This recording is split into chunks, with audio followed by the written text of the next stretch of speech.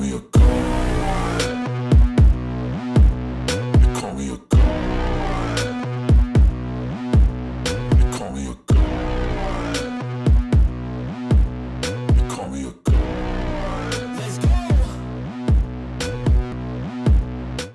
पेण शहरात घडलेल्या एका अमानुष घटनेनं सर्वत्र खळबळ माजली आहे. शहरातील फणस डोंगरी भागात राहणारा गणेश बाळू चुणारे वय वर्ष 14 या अल्पवयीन मुलाची अमानुषरित्या आणि तितक्याच हिंसक पद्धतीनं हत्या केल्याची घटना उघड झाली आहे. याबाबत मिळालेल्या प्राथमिक माहितीनुसार बाळू सीताराम चुणारे वय वर्ष 55 राहणार फणस डोंगरी यांचा मुलगा गणेश चुणारे याची दिनांक 10 जानेवारीच्या रात्रीच्या सुमारास अज्ञात आरोपीनं हत्या करून त्याचा मृतदेह पेण शहरातील कोंबडपाडा परिसरातील आंबेडकर शाळा परिसरात झुडपात टाकून दिला होता. या प्रकरणी पेण पोलीस ठाण्यात अज्ञात आरोपी विरोधात गुन्हा दाखल करण्यात आला असून अधिक तपास पोलीस निरीक्षक संदीप बागुल करत आहेत.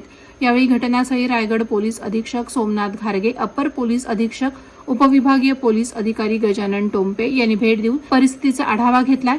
मात्र अवघ्या 14 वर्षाच्या मुलाला इतक्या निर्घृण पद्धतीनं कोणी संपवलं या खुनाचा उद्देश आणि खुनी शोधण्याचं मोठं आव्हान पेण पोलिसांसमोर उभं ठाकलं आहे.